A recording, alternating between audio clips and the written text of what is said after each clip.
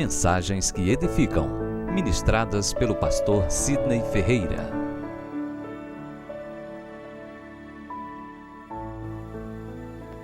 Graças e paz, amados, amém. Louvado seja Deus por essa tarde essa que nós chamamos tarde da bênção, e é uma bênção estar juntamente com os irmãos. Queridos, vamos abrir a Bíblia no Evangelho de João, capítulo 14. Evangelho de João, capítulo 14, versículo 11 e 12 diz: crede-me, estou no Pai, e o Pai em mim. Crede ao menos por causa das mesmas obras. Em verdade vos digo, que aquele que crê em mim fará as obras que eu faço, e outras maiores fará, porque eu vou para junto do Pai. Senhor, nós te louvamos, bendizemos ao teu maravilhoso, grandioso, poderoso, formoso e glorioso nome. E bem sabemos que de ti nada somos, nada temos e nada podemos. Portanto, reveste-nos com tua misericórdia. Nós adentramos no Santo dos Santos pelo novo e vivo caminho e nos prostramos perante o trono da graça, graça infalível. É a tua graça, Senhor.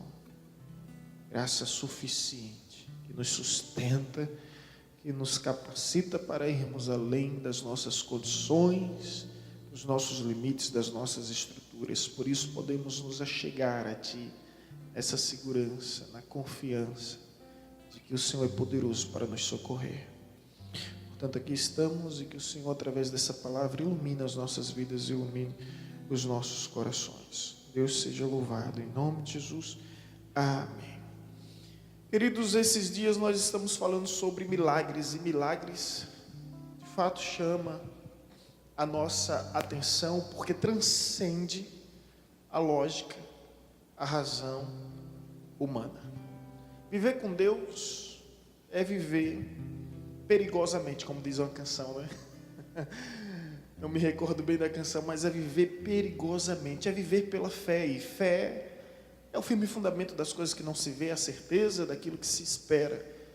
Racionalmente é difícil explicar.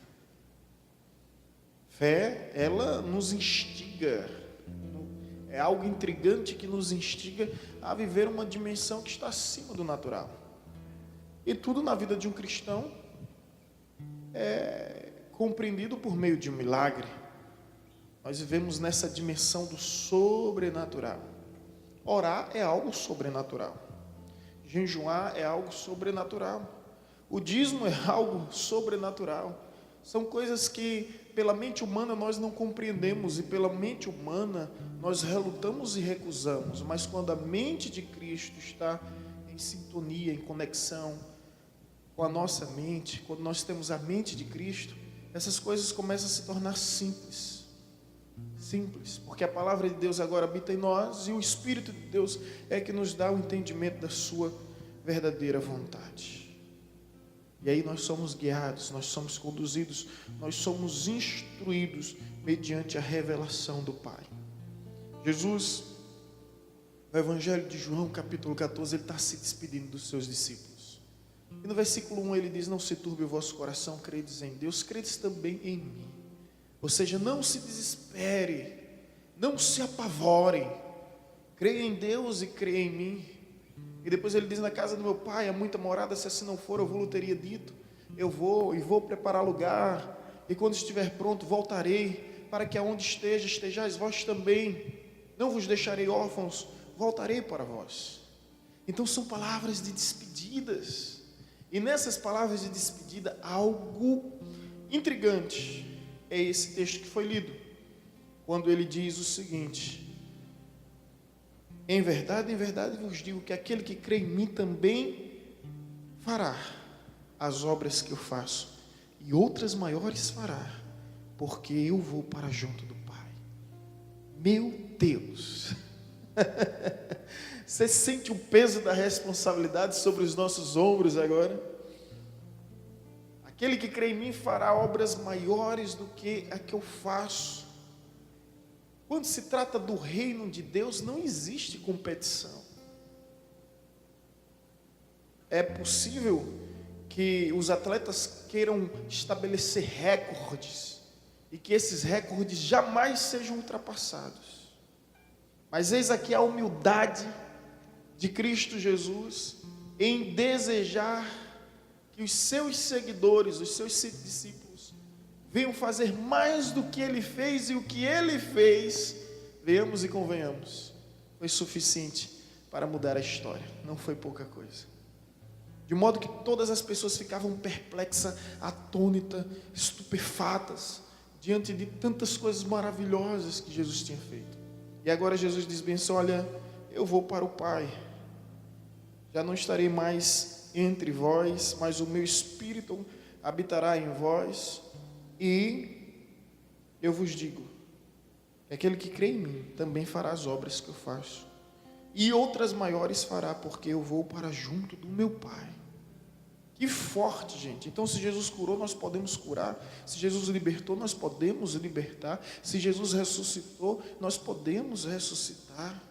Se Jesus transformou água em vinho, se Jesus multiplicou pães e peixe, se Jesus expulsou demônios, nós podemos fazer isso e fazer mais do que ele fez. Bem, antes de adentrarmos um pouco melhor nesse assunto, é um assunto tão complexo que algumas controvérsias existiram na história. Alguns disseram, o evangelista Marcondes, que não se tratava de milagres, que aqui se tratava de tempo ministerial. Jesus durou apenas 3 anos no seu ministério. Ele exerce o ministério de 30 anos, aos 30 anos, e exerce para seguir as instruções conforme as leis em Levítico, que o sacerdote só podia assumir o ofício sacerdotal a partir dos 30 anos, e dura apenas 33 anos. Então há quem diga que quando Jesus diz obras maiores farão, se trata apenas de tempo ministerial. Jesus passou 3 anos, então haverá pessoas que vão passar mais anos, vão passar 30 anos. Estão conseguindo compreender as teorias existentes? Aí surgiu uma outra, evangelista Alessandro, e muito defendida por teólogos contemporâneos, teólogos do nosso período, da pós-modernidade, dos tempos odiernos, que ele diz: não é tempo ministerial, é espaço geográfico, delimitação física. Jesus, ele nunca percorreu mais, nunca ultrapassou mais de um raio de 200 quilômetros. Interessante isso, né? Jesus nunca ultrapassou 200 quilômetros. Em seu ministério, alguns estudiosos fizeram uma pesquisa e chegaram a uma conclusão: entre vilas e regiões, aldeias que ele muito visitava e povoado, que ele percorreu a pé mais de 50 mil quilômetros em 3 anos de ministério. Mas ele nunca ultrapassou a barreira geográfica de 200 quilômetros da sua região. Ele sempre esteve naquela região. 200 quilômetros. Israel é menor do que o estado de Sergipe. E ali Jesus ficou concentrado. Jesus não saiu dali. E alguns subentendem que quando diz obras maiores fará, é no sentido de espaço geográfico, irá além do que Jesus fez. A exemplo de Paulo. Paulo conseguiu atingir as 4 províncias do Império Romano: Galácia, Acaia, Macedônia, a Acaia proconsular. Ele conseguiu, e a Ásia Ocidental, ele conseguiu atingir essas 4 áreas. Você percebe que existiram viagens em que ele atravessou o mar Mediterrâneo, que ele chegou até a Europa. Enfim, essas são teorias existentes: tempo ministerial e espaço físico. A pergunta a se fazer: procede? Eu até entendo os que levantaram essa teoria, porque fazer obras maiores do que a que Cristo fez, humanamente falando, teoricamente falando, é impossível. É impossível, mas quando nós olhamos com atenção o texto, sabe o que significa obras? Significa milagres mesmo. Não tem para onde correr. Vamos ler novamente com maior atenção. Diz, versículo...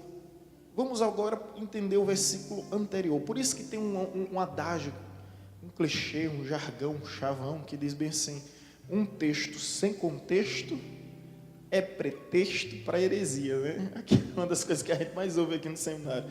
Vamos ver o versículo 10. Não creis que eu estou no Pai e que o Pai está em mim? As palavras que vos digo, não as digo por mim mesmo, mas o Pai que permanece em mim faz as suas obras. Credes que eu estou no Pai e o Pai está em mim? Credes ao menos por causa das mesmas obras. Jesus está dizendo aqui ao povo: olha, vocês só acreditam que eu estou no Pai, que o Pai está em mim por causa das obras. E que obras são essas? São os sinais, são os prodígios e são os milagres. Vocês estão entendendo, irmãos? Amém? Credes ao menos por causa das mesmas obras. Aí no versículo 12 ele diz: em verdade vos digo que aquele que crê em mim fará também as obras que eu faço, e outras maiores fará, porque eu vou junto para o meu Pai. Então me perdoe os colegas que pensam diferente, mas o texto é claro. O texto fala de obras, de milagres. E olhe que os irmãos sabem que eu procuro ser prudente, e essa minha prudência leva até alguns interpretar que eu sou cético, mas eu duvido que haja alguém mais crente na palavra do que eu. Pode haver igual, mas crente na palavra eu duvido que haja. Então o que nos diz o texto? Nos diz que obras não se trata de espaço geográfico, que as pessoas não acreditaram em Cristo porque ele percorreu seus 50 mil quilômetros em apenas 3 anos. Também não se trata... Qual era a outra teoria que eu apresentei? Essa é a hora de saber se os irmãos estão atentos. Do tempo ministerial de 3 anos, não. Obras aqui realmente são sinais, são milagres, são prodígios e são manifestações do poder do nosso Deus. Agora, gente, quando eu olho para essa palavra, quando eu medito, quando eu reflito nessa palavra, eu me sinto desafiado. Eu me sinto desafiado porque há uma só condição: aquele que crê em mim. Aquele que crê em mim. E aí nós começamos a questionar: será que nós não cremos em Cristo o suficiente para vivermos um tempo de milagres em nossa geração? E a única condição é: aquele que crê em mim também fará as obras que eu faço e as fará maiores do que estas, porque eu vou para o Pai. O texto segue dizendo: e tudo quanto pedires em meu nome, isso farei, a fim de que o Pai seja glorificado no Filho. Se me pedirdes alguma coisa em meu nome, eu farei. Se me amais, guardareis os meus mandamentos. Amém? Quero falar sobre as obras maiores, como promessa de Deus para o nosso tempo, como promessa de Deus para a nossa geração. E o que é que nós aprendemos sobre essas obras maiores, segundo o relato de Jesus? É que essas obras maiores testificam a nossa identidade, testifica quem somos nós. Primeira lição, vamos para João, depois a gente volta para João 14, vamos para João capítulo 2, versículo 23.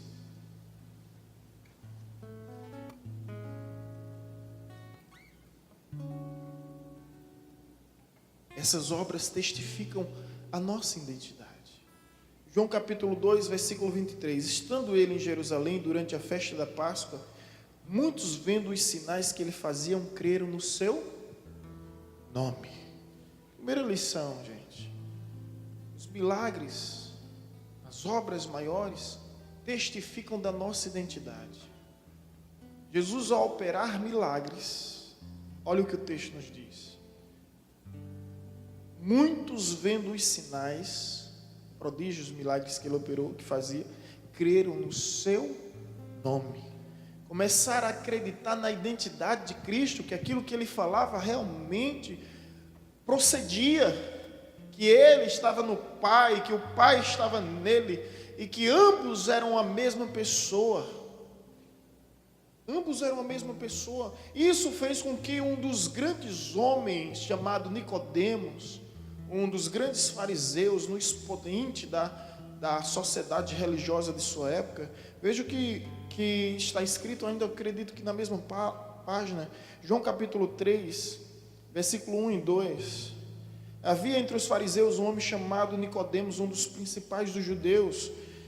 Este de noite foi ter com Jesus e lhe disse: Rabi, sabemos que és mestre vindo da parte de Deus, porque ninguém pode fazer estes sinais que tu fazes se Deus não estiver com ele. Até os doutores reconheciam, não, Jesus tem algo diferente. Ele tem algo diferente. Até os religiosos. E o interessante é notar que Nicodemos procurou Jesus à noite porque não queria se expor. Sendo ele um dos principais dos judeus, ele não queria perder a sua reputação. Ao procurar Jesus, que também era considerado por muitos como um impostor. Mas ele vai porque ele percebe que há algo diferente, porque até então não havia ninguém que tinha feito tamanhas maravilhas como Jesus. E ele disse: mestre, rabi, sei que vem da parte de Deus, porque ninguém pode fazer o que tu fazes se Deus não estiver com ele. Então o milagre, ele testifica da nossa identidade. Assim como foi com Cristo, assim é conosco hoje. Amém, irmãos? Então o que é que as pessoas do mundo querem ver? Uma igreja que não viva de discurso, uma igreja que não viva de teorias, uma igreja que não viva de discussões e debates teológicos, mas uma igreja que venha viver a manifestação dos milagres de Deus, porque essas manifestações do milagre de Deus vai testificar a nossa identidade como um povo de Deus. As pessoas olhavam para Jesus e diziam: eu sei que tu vem de Deus, porque ninguém pode fazer o que tu fazes se Deus não estiver com ele. A minha oração hoje é que as pessoas possam olhar para a nossa vida, olhar para a nossa história e dizer: eu sei que Deus está contigo, eu sei que você está com Deus, porque não é possível que isso aconteça a uma pessoa se ela não estiver com Deus. Amém? Eu louvo a Deus pelos milagres que eu tenho acompanhado, que eu tenho visto, que eu tenho presenciado nessa igreja, nesse lugar. Deus tem feito maravilhas, irmãos. Talvez a grande questão é que a gente não faz marketing, a gente não faz publicidade, a gente não faz merchandising do milagre, e como alguns outros lugares, né?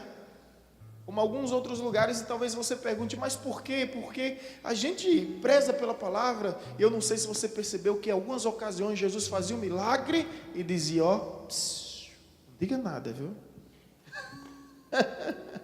Totalmente em contradição com o que acontece hoje, né? As pessoas fazem um milagre, algumas igrejas fazem um milagre, e às vezes não é nem honrando a fé de quem ora, mas é honrando a fé de quem recebe a oração. Deixa eu abrir aspas aqui. Eu contei quinta-feira recente que Deus manda Moisés falar a rocha. Moisés vai lá e machuca a rocha 2 vezes. Pá, pá. A água jorrou. Estando Moisés errado, a água jorrou. Alguém pode perguntar: mas por que a água jorrou? Porque Deus queria saciar a sede e a necessidade do povo. Às vezes o profeta está com a vida irregular e Deus está usando o profeta. Mas por quê? Por causa de uma necessidade. Vocês estão entendendo? De uma necessidade maior. Ele pensa que é por ele, não é por causa da necessidade do povo. Por causa da carência do povo. Por causa da necessidade do povo. Então, fecha aspas. Jesus fazia milagre e dizia: não diga a ninguém. Por quê? Eu fiquei a me perguntar, eu fiquei curioso, sabe? Mas por que, Jesus? Aí eu aprendi. Jesus não queria que as pessoas viessem até Ele com interesse nos milagres, mas com compromisso em conhecer a verdade da palavra. Entende que isso faz toda a diferença? Você consegue entender? A multidão que viveu a multiplicação dos pães e peixes, elas ficaram tão fascinadas, tão encantadas, tão alucinadas, que elas deixaram de trabalhar. A Bíblia nos diz que eles deixaram de trabalhar, começaram a seguir Jesus. Aquele milagre que a gente ignora, da multiplicação dos pães e peixes, foi tão assustador que os discípulos tiveram medo de Jesus. Você sabia? Gente, aquela multiplicação daquele menininho com 5 pães e 2 peixinhos, a gente ignora demais aquele milagre. A gente ignora demais aquele milagre. Aquele milagre é muito forte. Havia 5.000 homens, se cada homem fosse casado, eram 10.000 pessoas. Se cada casal tivesse 2 filhos, então era 20.000 pessoas ali em torno. Era uma multidão. Os discípulos já estavam lá, na sua concepção cartesiana, sistemática, meticulosa, apelando para o racional, dizendo: despede a multidão, não temos dinheiro, não tem padaria, não tem condições, despede a multidão, Jesus, dai vós mesmo de comer. Mas ninguém tem nada. Aí chega o menino, 5 pães e 2 peixinhos, o suficiente para ele, e ele coloca à disposição de Deus, e o milagre acontece na medida que eles vão servindo. O milagre não acontece para eles servir, o milagre vai ocorrendo na medida que eles vão servindo. Sabe, eles vão servir na cesta, de repente alguém pega o peixe e de repente outro peixe aparece. Já parou para perceber isso? Que o milagre não acontece para que venha todo mundo mesmo. Os milagres é assim, simultaneamente, paulatinamente. É como o mar vermelho se abre. O mar vermelho se abre. O mar vermelho não se abriu para o povo passar. O mar vermelho foi se abrindo na medida que o povo ia passando. Isso é interessante demais, gente. É Deus desafiando a nossa fé até o limite. Até o limite. E aquele milagre é tão tremendo que quando Jesus realiza aquele milagre, o pessoal faz uma assembleia extraordinária e quer nomear Jesus a juiz. Vocês lembram disso? A rei. Tu serás rei. Jesus sai em oculto e vai ao monte orar sozinho. Ele não pede companhia de ninguém. Vai orar sozinho. E os discípulos ficam assustados. E as multidões ficam maravilhadas. Depois, Jesus dá uma ordem para que os discípulos atravessem o mar da Galileia. Eles pegam um barquinho e atravessam o mar da Galileia. E se você for ver o texto com atenção, eles deixam um outro barquinho na margem. Pensando eles, conforme Jesus tinha dito, depois eu irei ter convosco. Pensando eles que Jesus vinha no barquinho. Aí Jesus está lá no monte, e eu imagino Jesus conversando com Deus. Pai, eles ficaram impressionados com a multiplicação dos pães e peixes. Eu agora vou surfar nas ondas do mar da Galileia. E de repente, madrugada, tempestade já, o mar um pouco revolto, lá vem Jesus andando sobre as águas. Eles olham distante, é um fantasma, fica todo mundo assustado. E de repente é Jesus andando sobre as águas. Jesus é tremendo, né? Quando a gente pensa que já viu tudo, aí ele vem com uma nova medida, recalcada, sacudida, transbordante para nos impressionar. Gente, o que eu acho interessante é que Jesus não diga a ninguém, porque aquela mesma multidão no outro dia abandonou trabalho, afazeres, campo, e queria seguir somente a Jesus. A Jesus, opa, hoje não vai ter multiplicação do pão. Mas Senhor, não fará conosco aquilo que Moisés fez, o maná que caía todos os dias durante 40 anos? Era isso que eles queriam. Aí Jesus disse: eu sou o pão da vida. E quando ele começa a falar sobre o pão, alguns ficam escandalizados e horrorizados com a mensagem da cruz. O que é que eles fazem? Abandonam Jesus. Só fica os apóstolos. Jesus olha para os apóstolos e diz: vocês também querem me deixar? Se quiserem, pode ir. Compromisso com a palavra. Tremendo isso, né? Compromisso com a palavra. Mas o que vem ao caso é que os milagres testificam a nossa identidade como filhos de Deus, como agentes de Deus, como enviados de Deus, como servos de Deus, como profetas de Deus. Mas a gente não pode deixar o pessoal dependente de milagre. Você consegue entender isso? Porque o maior milagre, gente, Um dia Jesus disse, olha, vão em dois, e de repente eles voltam todos alegres. Jesus, os demônios se submetem às nossas ordens. A Jesus, não se alegrem porque vocês estão expulsando demônios, se alegrem antes, por causa do vosso nome está escrito no livro da vida. O maior milagre é o milagre da conversão, de modo que a Bíblia não diz que a festa no céu quando um morto ressuscita, quando um cego começa a ver, quando o surdo começa a ouvir, quando um leproso é purificado, mas a festa no céu, na realidade só há festa no céu quando alguém se converte a Jesus, se converte a Deus através de Jesus. Amém? Então o milagre testifica da nossa identidade, mas Jesus não faz publicidade do milagre para que as pessoas não vivam dependendo do milagre. Sabe por quê, irmãos? Eu estou me estendendo nesse primeiro ponto, mas é necessário. Milagre testifica da nossa identidade, mas milagre, eles disseram, nós começarmos a crer, mas milagre não converte. Milagre pode até convencer, mas não converte. Quer ver uma coisa? Se milagre convertesse alguém, aquele povo dos hebreus seria o povo mais crente que tinha na face da terra, né? Que o povo viu as 10 pragas, gente.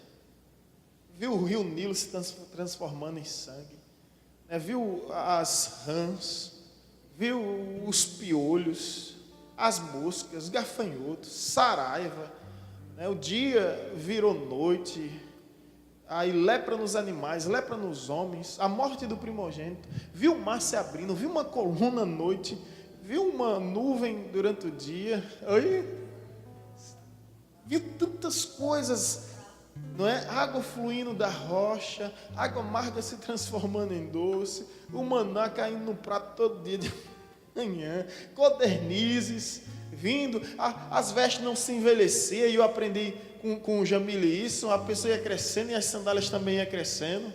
Eu não sabia disso, quando ela falou essa teoria, eu disse, eu gostei.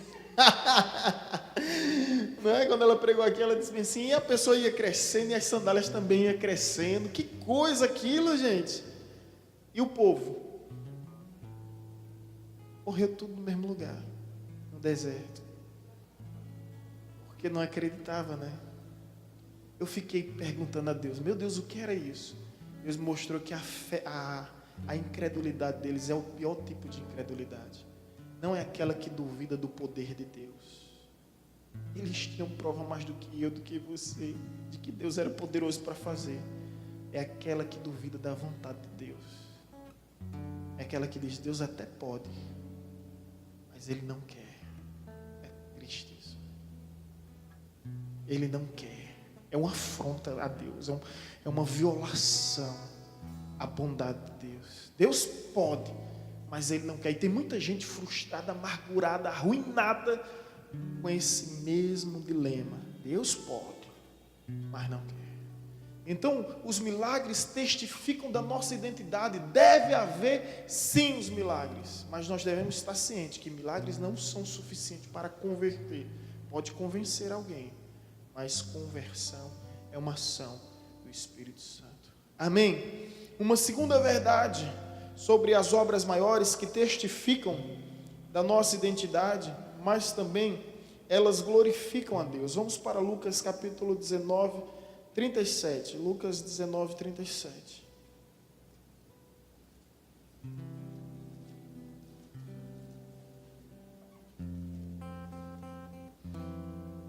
Glória ao teu nome, Jesus. Lucas, capítulo 19, versículo 37.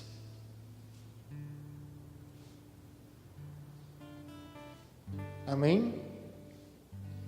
E quando se aproximava da descida do Monte das Oliveiras, toda a multidão dos discípulos passou, jubilosa, a louvar a Deus em alta voz, por todos os milagres que tinham visto. Então o milagre é importante porque o milagre glorifica a Deus. As multidões glorificavam a Deus pelos milagres que tinham visto. Então, as obras maiores, é possível? Sim. É necessário? Também, porque Porque testifica da nossa identidade. Segundo, em primeiro lugar, testifica da nossa identidade. Segundo, glorifica a Deus. Então, quando esses milagres tornam-se reais em nosso meio, tornam-se naturais em nosso meio, porque houve um período na história da igreja que foi o período moravianos, onde eles fizeram uma vigília na intenção de durar uma noite, e aquela vigília durou um século. Era gente nascendo e morrendo, e todos os dias à noite as pessoas eram curadas. As pessoas vinham a caminho da igreja, era curada. Antes de receber a oração de cura, era curada. Ali foi tão incrível que eles ficavam assim abismados quando não havia cura.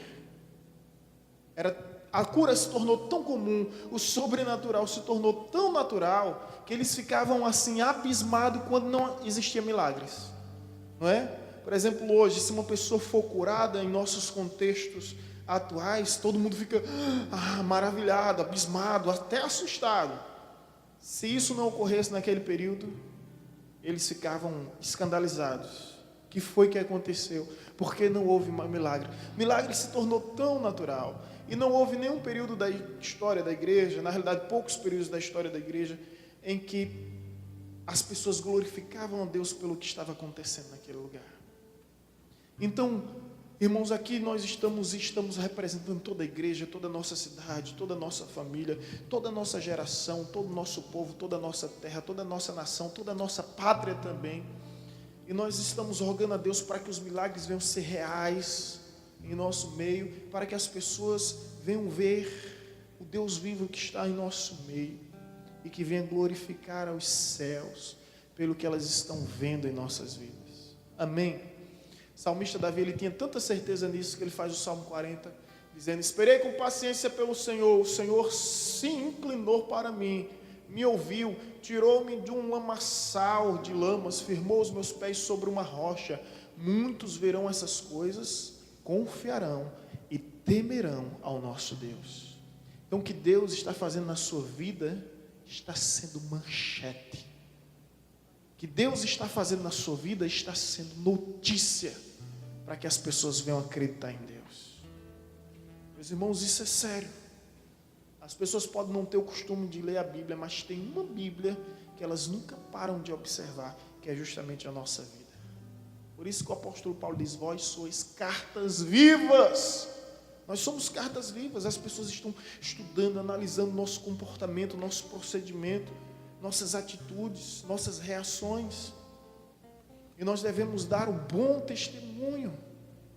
O bom testemunho, e a Bíblia diz: brilha a vossa luz diante de todos os homens, para que eles, ao verem as vossas obras, glorifiquem ao Pai. Minha esposa, a pastora Vanessa, costuma dizer o seguinte: o mundo não vê a Deus, o mundo não ouve a Deus, o mundo não conhece a Deus. Então tudo que o mundo sabe acerca de Deus é através do que ele vê em mim e você. É forte isso, né? Por isso que Deus diz que nós somos suas testemunhas, nós somos seus embaixadores, arautos e atalaias. Nós somos os seus representantes. Então vamos glorificar a Deus através dos milagres, através dos sinais, através das obras, através dos prodígios. Mas infelizmente a gente subestima muito a fé, e nós temos de uma certa forma perdido a esperança na oração. Quer ver uma coisa? Se alguém disser: estou com dor de cabeça, a primeira coisa que você vai fazer é o quê? Vai tomar um remédio, ao invés de dizer: deixa eu orar por você. Estou com a dor na coluna, já procurou um médico? Antes de dizer: deixa eu orar por você. Gente, a nossa missão é orar. Não é a gente que realiza os milagres. Eu conheci um pastor que disse bem assim: olha, eu já orei a mais de 50 funerais. Até agora ninguém ressuscitou. Mas eu estou orando. Ele disse: eu já orei mais de 50 funerais. Até agora ninguém ressuscitou, mas eu estou orando. Nossa missão é orar. Deus é quem faz o resto. Deus é quem faz o resto. Amém, irmãos? Então imagine se for o contrário, se for Deus orando para a gente fazer o resto. Então vamos orar. Vamos entender que Deus é soberano, que Ele vai agir conforme a sua vontade. Ei, entenda uma coisa: você pode ser lindo, bonitinho, fofinho, cheirosinho, Mas não significa que Deus vai ouvir todas as suas orações, não. Vou te apresentar 3 personagens que ouviram um não na cara dura de Deus. O primeiro deles foi Moisés. Senhor, deixa eu entrar na terra prometida. Não. Se você for ver o texto, Moisés não insistiu. Na realidade, ele disse, Senhor, aí Deus disse bem assim, não peça, Moisés. Não. Deus, se você for ver o texto, Deus disse bem assim, basta, Moisés. Não. O outro, Davi, orou, jejuou e orou. Deus, não deixa que minha menina morra, não deixa que minha menina morra. Deus disse, não. Morreu. O outro foi Paulo, que tinha um espinho na carne e orava dia e noite e dia, dia e noite e dia. Senhor, afasta de mim este espinho, eu não aguento, eu não suporto mais. Deus diz o quê? Não. Minha graça te basta. Então, meu querido, não significa que todas as suas orações serão atendidas. Você tem que ter maturidade e compreender que Deus é soberano. O não de Deus é melhor do que qualquer sim humano. Então entenda que por trás do não sempre existe uma vontade perfeita, sublime, bem elevada, se concretizando e se cumprindo em sua história. Amém? Então aprenda a ser feliz também com o não de Deus. Agora entenda que os milagres testificam da nossa identidade e os milagres glorificam a Deus. Então imagina o nome de Deus sendo glorificado em nossa cidade pelos milagres que Ele está fazendo na evangelizadora. Olha que coisa tremenda, né? Milagres que glorificam a Deus. Que glorificam a Deus. Terceiro lugar, vamos para Atos capítulo 2, versículo 22. As obras maiores. Em primeiro lugar, foi os milagres testificam da nossa identidade. Segundo lugar, foi os milagres glorificam o nosso Deus. E terceiro, os milagres é um sinal da aprovação do nosso ministério. Atos capítulo 2, versículo 22, olha o que está escrito. Varões israelitas, que é o discurso de Pedro. Atendei a estas palavras. Jesus, o Nazareno, varão aprovado por Deus diante de vós, com milagres, prodígios e sinais, os quais o próprio Deus realizou por intermédio dele entre vós com os mesmos saberes. Amém? Jesus, o Nazareno, varão o quê? Aprovado por Deus. Agora, quando ele fala sobre as evidências dessa aprovação, o que é que ele cita? Está entendendo aí, evangelista Marcondes? O que é que ele cita? A Jesus, o Nazareno, varão aprovado por Deus entre vós, com milagres, prodígios e sinais. É forte aí, gente? Não é com teorias, com teologias, tudo isso é importante, mas com sinais, milagres e prodígios. Então, recapitulando sobre o tema obras maiores, que é uma promessa de Deus para as nossas vidas. Então, obras maiores, por quê? E para quê? Simples. Esses milagres testificam a nossa identidade. Que nós estamos com Deus e Deus está em nós. Segundo, glorificam o nosso Deus. E terceiro, é um sinal da nossa aprovação ministerial. Foi isso que o apóstolo Pedro diz. Jesus foi aprovado por causa dos sinais, milagres, prodígios que efetuou. Foi simplesmente por conhecer a Torá, a Tenach, por conhecer realmente as Escrituras. Não foi por causa dos ritos litúrgicos, das cerimônias dogmáticas. Não. Mas foi justamente pelos sinais, milagres e prodígio que Jesus operou. Então, era um sinal da aprovação de Deus em seu ministério. Deus tem aprovado a evangelizadora porque tenho visto tantos milagres, gente, acontecendo, tantas coisas boas Deus fazendo, sabe? Como disse, nós não temos um interesse de fazer publicidade, merchandising, marketing do milagre, mas eu olho aqui a história de vocês e vejo, sabe, marcos de Deus na história de cada um. Olha um milagre ali, ó. Aquele homem era para estar a 7 palmas debaixo da terra. 7 palmas debaixo da terra, um milagre. Marcondes, um milagre. Deus fez na vida de Marcondes. E Alice, Jamile contou recentemente o testemunho. Que milagre. Milagre que impactou o Hospital Nay Alves de Souza. Aquele dia, do mundo, todo mundo ficou assim, meu Deus. São esses casos inéditos, exclusivos, que acontecem uma vez entre 1 milhão, e quando acontece não é por acaso, não é por coincidência, não. É por providência divina mesmo.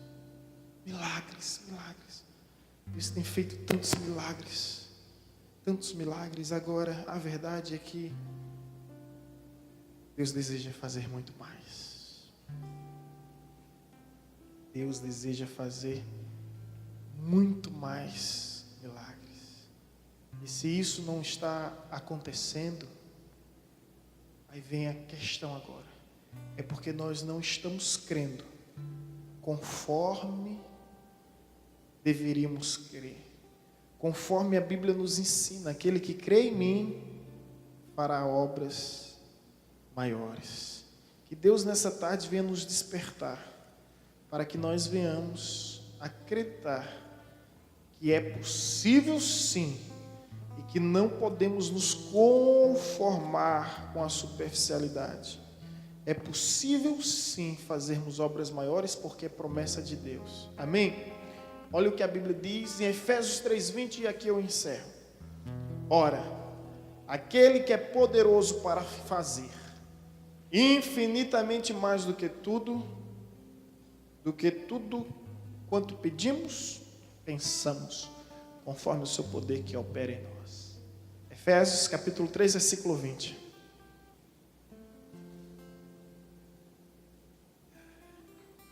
Vamos concluir aqui. Efésios 3:20. Pensa comigo esse texto. Ora, aquele que é poderoso para fazer tudo muito mais, tudo e muito mais, abundantemente além daquilo que pedimos ou pensamos. Olha, Deus é capaz de fazer mais do que você pede, mais do que você pensa. Por isso que a Bíblia diz: os caminhos do Senhor não são os nossos caminhos, assim como os céus estão acima da terra, assim são os seus caminhos em relação a nós. Mas sabe o que eu acho surpreendente? É como termina esse texto, o desfecho. Segundo o poder que em nós opera. Segundo o poder que opera em nós. Sabe o que está querendo dizer? Que Deus pode fazer, mas Ele só vai fazer através de você. Através de você. Deus podia enviar anjo, querubim, serafim, arcanjo, 24 anciãos, 4 seres viventes e tudo que são seres celestiais. Mas Ele se recusa, porque Ele tem os seus santos fiéis na terra. Ele quer usar você, Ele quer usar mim, Ele quer usar a nós.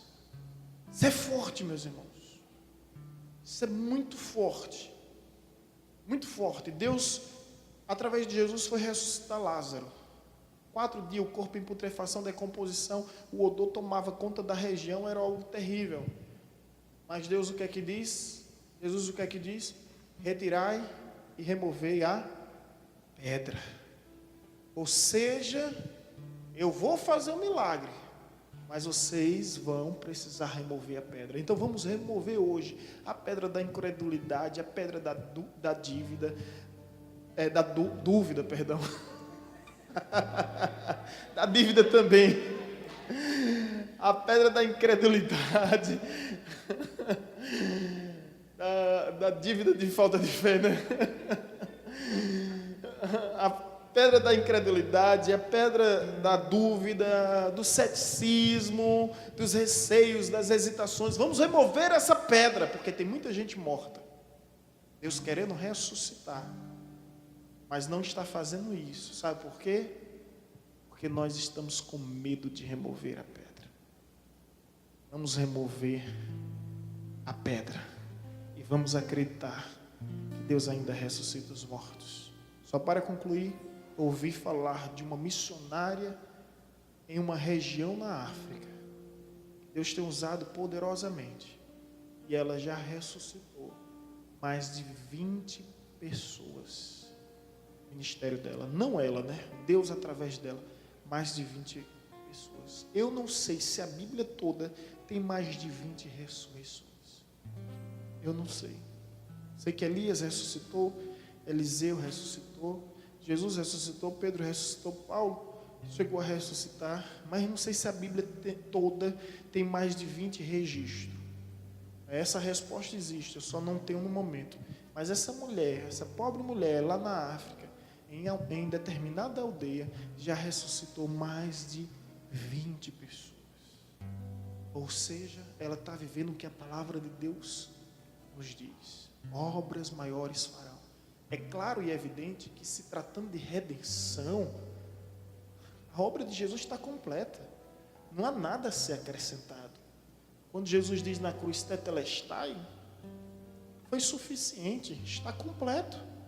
Então, quando a gente fala de fazer obras maiores do que a de Cristo, ora, não se trata de redenção, se trata de obras de milagres, de sinais de prodígio, para atender os anseios, as necessidades daqueles que suplicam nesse mundo de sombras e de trevas por luz, e anseiam no mais profundo do seu coração se libertar da escuridão. Que nós venhamos mais do que acender uma luz, que venhamos ser uma luz, e que venhamos deixar a luz resplandecer em nós e através de nós, segundo o poder que opera em cada um dos servos e filhos de Deus. Amém? Somos luzeiros desse mundo, querido. E a gente olha para essa palavra, eu sei que é uma responsabilidade grande, mas não é utopia, não é fábula, não é história com E. Eu creio. E minha visão do fim dos tempos não é uma visão pessimista. Eu sei que muitas coisas ruins vão acontecer, mas a Bíblia não fala do Apocalipse simplesmente como o fim do mundo, mas como a redenção da terra. Haverá novos céus e nova terra. Não fala simplesmente do mal instaurado pelo ímpio, mas do triunfo do bem através dos justos.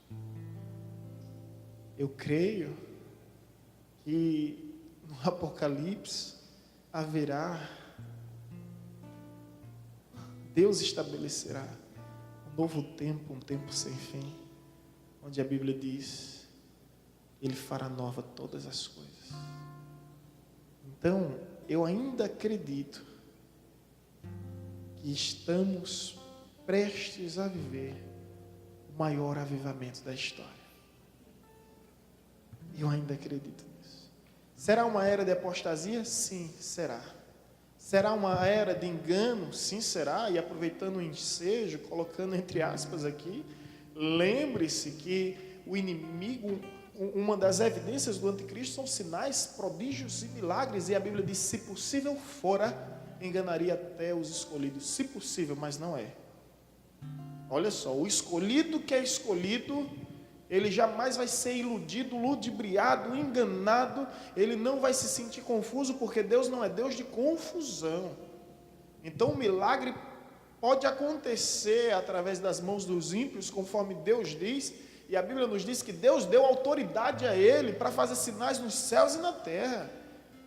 Então, ainda que o sol escureça, ainda que todas as estrelas caiam do firmamento, nós sabemos a quem nós pertencemos. E a Bíblia diz que Deus conhece aqueles que lhe pertencem. Nós bem sabemos. Então sabemos que será um tempo de engano, será um tempo de apostasia, mas será um tempo de fervor, será um tempo de efervescência do Espírito. E eu creio que nós já estamos vivendo, sabe, esses respingos dessa cachoeira que está sendo derramada em nossa geração. Quem tem rede social acompanha aqui e acolá né, uma informação ou outra de jovens se reunindo em clamor, em oração, em um nível de intimidade, de profundidade com Deus, e você percebe, Deus está fazendo algo, Deus está despertando o seu povo, Deus está despertando o seu povo. E meu irmão, eu creio que até o último grande dia, Deus vai despertar o seu povo de modo geral. Quem for noiva não vai ficar adormecida. Você conhece a parábola das 10 noivas? Quantas eram virgens? Todas. As 10 noivas. Quantas eram virgens? Todas. Quantas estavam dormindo? Todas. Todas estavam dormindo. Interessante isso, né? 10 noivas, 10 virgens, as 10 dormindo. De repente, 5 delas se despertam, porque vê algo diferente acontecendo. E quando se despertam, percebe que ela tinha conservado lamparina, ou melhor, azeite suficiente em sua lamparina. As outras pediram e elas disseram, olha, nós não podemos nos dar. E ali é interessante o texto, porque a salvação é individual. Se eu for lhe dar, eu vou perder. Eu tenho que conservar aquilo que é suficiente somente para mim. Aí 5, qual era a diferença de um? É que 5 era prudente e 5 eram nécias. Então a noiva, que é prudente, ela vai ouvir o som diferente. E ela vai perceber, o meu Senhor está vindo ao meu encontro. E ela vai se despertar. E ela vai manter a sua lamparina acesa até o fim. E ela não vai dar azeite para ninguém. Alguém pode pensar até que é covardia, né? Mas ela não vai dar.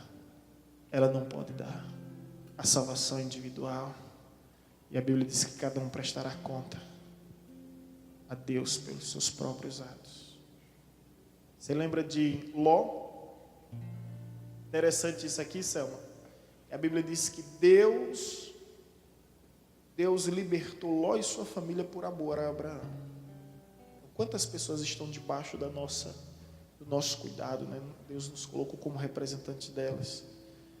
E quando Deus tira, Deus manda os anjos pegar Ló à força mesmo.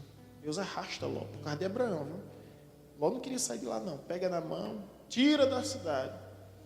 A esposa dele olha para trás, vira uma estátua de pedra. Ele poderia olhar para trás, mas ele sabia que viraria também uma estátua de pedra. Então o que é que ele faz? Estátua de sal. Ele segue o seu caminho. O que é que acontece, queridos, nessa caminhada? Muitos vão olhar para trás. Isso é forte, viu? Muitos vão olhar para trás. E o que é que vai acontecer? Você não pode fazer nada. Tem que seguir seu caminho. Se você for parar para ajudar, você corre o grande risco de também virar uma estátua de sal. Então, você segue seu caminho. Como foi que você acha que Ló seguiu o caminho dele, evangelista Marcondes? Chorando de dor, gritando, meu Deus, meu Deus. Mas ele seguiu o seu caminho. Uma vez eu disse isso para alguns colegas. Pessoal, olha, eu tenho um alvo. Meu alvo é Cristo. Se vocês caírem, eu ajudo vocês a se levantarem. Se eu cair, me ajude a levantar. Mas se alguém olhar para trás, sigam em frente. Sigam em frente. Sigam em frente. Sigam em frente. Porque o nosso alvo é Cristo. Nosso alvo é Cristo. Essa caminhada, algumas pessoas infelizmente vão olhar para trás.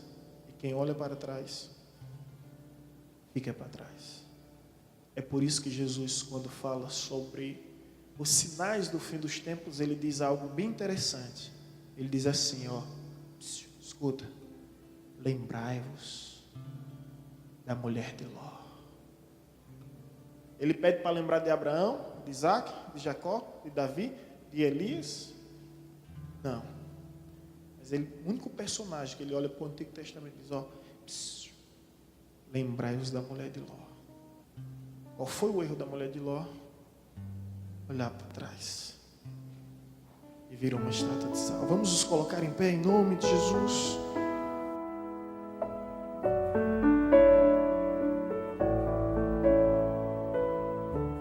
Você acabou de ouvir uma mensagem ministrada pelo pastor Sidney Ferreira, da Igreja Batista Evangelizadora.